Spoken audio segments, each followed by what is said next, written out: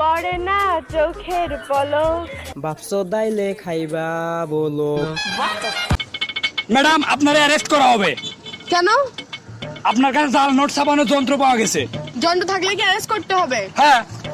তাহলে তোমাকে আমি রেপ কেসে দেবো। কেন, আমি কি করলাম? তোমার কাছে রেপের যন্ত্র আছে। জানো আমার জন্য কত মেয়েরা পাগল। মানুষের রুচি এত খারাপ না। শুনছো, তুমি এত পাট নিও না। মেয়েরা হলো বাসের মতো, একটা গেলে আর একটা আসে। তুই এত বেশি পাট দিস না, ছেলেরা হলো রিক্সার মতো, একটা ডাকলে চারটা আসে। Hi, hi, how are you? I am fine, how are you?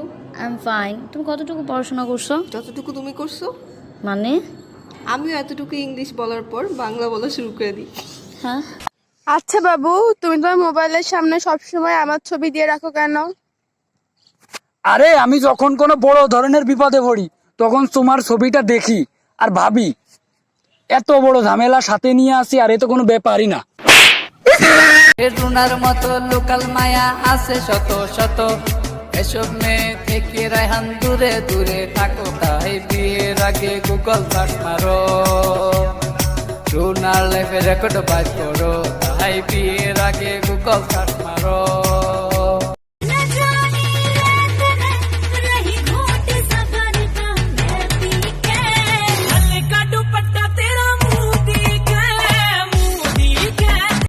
বাবা তোমার দরবারে সব পাগল, বাবা তোমার দরবারে সব পাগল, অনেক রকম পাগল দিয়ে মিলাইছে মেলা, অনেক রকম পাগল দিয়ে মিলাইছে মেলা, তোমার দরবারে সব পাগল, বাবা তোমার দরবারে সব পাগল। আচ্ছা, গান্ধীজির মাথায় চুল ছিল না কেন? কারণ যাদের মাথায় বুদ্ধি বেশি তাদের মাথায় কখনো চুল থাকে না। ও, এবার বুঝলাম মেয়েদের মাথায় কেন এত চুল।